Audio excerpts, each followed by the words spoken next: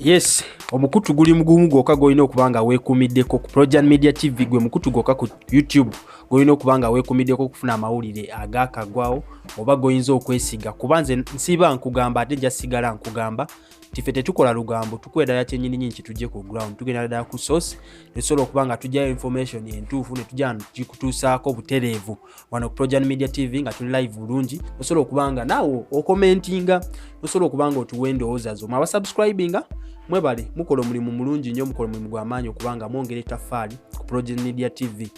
Naawe gwatana subscribinga nga ofuna stories okuva Project Media TV, kugamba subscribinga, bw'omala subscribinga hitting a notification bell.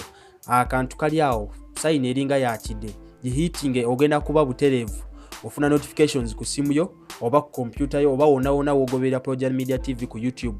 Osobola okubanga stories ozifuna butereevu, tuba twakagiteekayo gose okubanga ogifuna butereevu ono Project Media TV.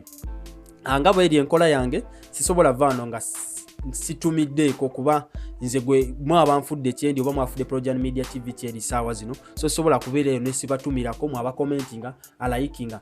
Nsobola okutumirako nti antegeera nti gwe kwoli, ntegeera nti nga kwoli ng'omaze okukomentinga, ng'okomentinza awo maaso obulungi okulaba erinnya lyo, nentegeera nti ono kwali, nensobola okubanga wano sinzira wano butereevu ku Project Media Studios, sobola okubanga nkutumirako obutereevu eyo yonna gy'oli gy'osinzidde.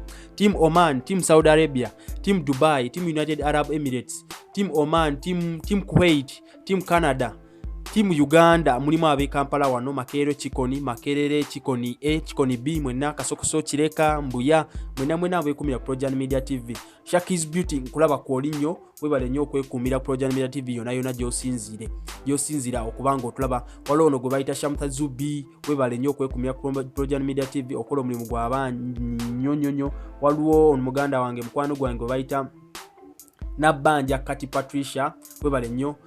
Balina ettima, webale comment njirayo bulungi. Herbert Lambert, webale nnyo okwekumira ku Project Media TV komedyo. Kakete Sharif, kwate nkwagala nnyo. Maka nkulaba kwoli nnyo ku Project Media TV. Kakinina gwe sobola kwerabira na Kandi Farida ge gamanya ge sobola kubanga nerabira kubate mwe mwandaga nti Project Media family eringa waka buli ketekayo ne musobola kubanga mukagobera bulungi nnyo. Niko Angel nga sikwerabidde, Maka nawe nkutumiddeko Princess mwenna mwebale nnyo okwekumira Project Media TV. Waliwo muganda wange gwe bayita Zawede Olivia, webale nnyo. Nalongo nkulabako kweli nnyo bulungi nnyo, webale nnyo okwekumira Project Media TV. Christine Lubega simanji osinzidde naye nawe nkulaba kwoli nnyo, n'abalala bangi nnyo abasinzira mu bitundu by'enjawulo. Waliwo munnanga ali Masaka naye kwali nnyo ku Project Media TV. Waswa Joseph nkulaba kwoli nnyo, webale. Olivia Namureme, webale nnyo okwekumira Project Media TV. Arina Swale, webale nnyo. Mwenna n'abalala bangi besitumidde, nja kubamba tumirako maaso awo nga komenti mwe nzirabye mwababeera ku Project Media TV. Tina Banks nkulabye kwoli nnyo.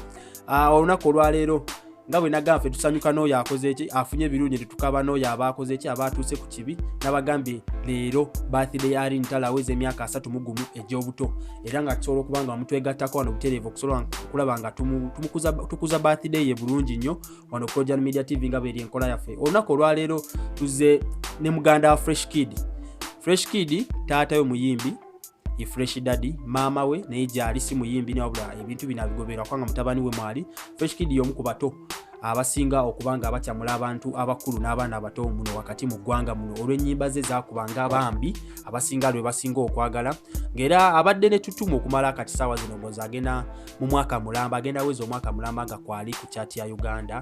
Naye era atakomyawo, apevingidde banne emikisa, apevingidde baganda be emikisa, batobe emikisa. Ndoza mukirabira ddala omu Katonda kasagulye omuntu mu family omukisanga mutuufu sigwa bali si nga teguli mukale makoona, kiba kitegeeza n'abalala abali mu family oba bamugoberera oba bakulu be namwe muba mugenda kubanga amutuuka ku birungi. Muganda wa Fresh Kid, muto wa Fresh Kid yasobola okubanga afuna basari. Nze nabagamba muno mu Uganda mulimu bapasita, nze bentunuulira nembanga mu mutima ne ngamba singa bapasita bonna balinga oyo.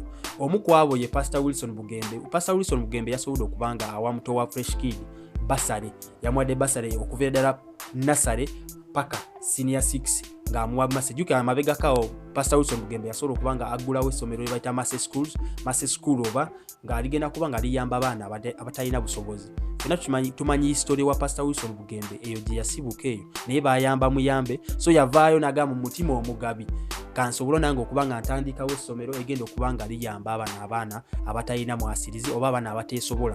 Oyinza okuba olina omwasirizi naye nga tolina busobozi bwa school fees, so yasobola okuba nga aggulawo essomero, era mu bantu baabo be yatodde buli omuto wa Fresh Kid yasobola okuba nga amuwa basale, era kumuwa basale Fresh Kid yabaddeyo bulungi nnyo nga ebintu nga bino bigenda maaso. Taata Fresh Kid yabaddeyo, mama Fresh Kid yabaddeyo, n'abayimbi abalala abato n'abaana abalala nnyo yasobola okuba nga abawa basale abaana abalala bangi nnyo abasoba mu 10 sobola okuba nga abawa basale. Ndoza mulaba omutima gw'omuntu ayagaliza bannaabwe oba ayagaliza eggwanga lye okuba nga ligenda mu maaso. Oyo Pastor Wilson Bugembe yasobola okuba nga awamuto for Fresh Kid basale, ng'era ne Fresh Kid tugwe tulaba oyo yennyini naye yasobola okuba nga afuna omukisa wali ku abalupereria oba oyinza okugamba abayindi abo yasobola okuba nga bamuwa basale wali Kampala Parents bulungi nnyo ddala, nga era kati saa zino ali fresh ku basale. Ne basale teyakomyewo, ne baganda be yasobola okuba nga abagulirawo omukisa gwe gumu, ng'era saa zino nabo yafunye basale. Kansuubire ne maaso eyo tugenda kuba tufuna abaana abalala ababa joining ebintu ngoba mu family mu lulyo lwa Fresh Kid asobola okuba nga Fresh Kid naye bwakula asobola okuba nga atandika ekintu kyekimu olw'ensonga nti bamuwadde nti lirine kubo tulina okukola ki okukwata okuba nga tuyamba abantu balala. Omwana omuto kasa omukuza mu ngeri eyo tedi toyinza kuwakana nti maaso eyo bwalituuka eyo naye alikola ekintu kyekimu. Tulabira ddala ku Pastor Wilson Bugembe yasobola okuba nga akuzibwa mu ngeri y'emu naye yayambibwa buyambibwa. Ogwo omutima gw'okuyamba tegwamuggwamu, era ne kati saawa zino era mumulaba ebintu byakola mabega kaawo MC Kati gye yaddukira okuba nga embeera gy'ayitamu embi. Pastor Bugembe tiyamugoba, yasobola okuba nga amwaniriza butereevu, era saa zino ne Kati naye gyali bulungi nnyo. Mu baana be bawadde basala abalala abasinga mba mujjukira sagamba ndi mukulu nnyo bamusobola okujjukira eyatandika show ya Big Deal ku NBS television mu biseera bya 2010 2010.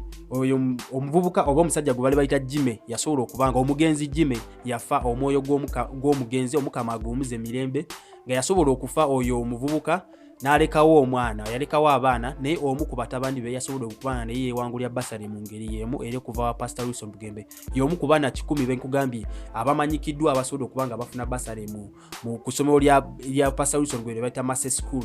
Oyo mwana taata we yafa era Big Deal gye mulaba senga nantume gyakola ku NBS. Oyo musajja yagitandika bali bamita Jime, yali comedian nga era yazinanga nnyo mu nnyimba za Pastor Wilson Bugembe. Mba mujjukira alengera embaata yali bulungi nnyo. Oyo musajja naye yasobola okuba nga omugenzi Jime yafa, ng'era mutabani we naye yafunye basale.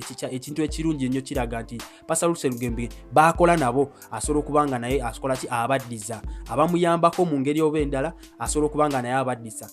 So Projan Media TV tovaako tugenda kuba nkuleetera amawulire amalaga n'awageeyongeddeko ku nsonga eyo butereevu wano Projan Media TV. Nagamba nze sikola lugambo kwera ddala ekintu ekituufu ekigasa gwe gwala Projan Media TV n'abalala bakuliraanye mwenna special za nangonzi webale nnyo kulaba ku olinnyo gwe bayita Jauhara, nkulaba ku olinnyo Alima, nkulaba Karo, nkulaba ku olinnyo kwekumya Projan Media TV. Ne baganda banga abali ku Ham Towers mbalaba kwe mulinnyo ku Projan Media TV mukola omulimu gw'amaanyi nnyo, mwebale nnyo okufuna Projan Media TV saawa zino kyeri saawa zino. Nagamba 30k subscribers era nga twaweze 30k subscribers, mwebale nnyo kye twatuuseeko ekyo kirungi nnyo. Saawa zino tusigale nga tusubscribinga n'okukubiriza abalala kubanga basubscribinga tugendere ddala paka 100k subscribers.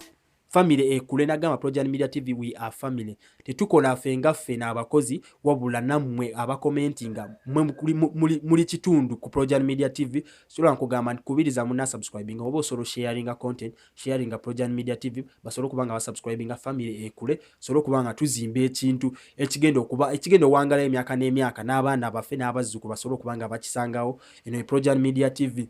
Projan Media TV nagamba fe tetukola guno goka. Nagamba tukwata emikolo, tukola videography, photoshoots, gwayagala photoshoots tukola photoshoots, tukola n'ebintu ebirala bingi nnyo. Webale nnyo kwekumya Projan Media TV, commentinga, likinga, sharinga.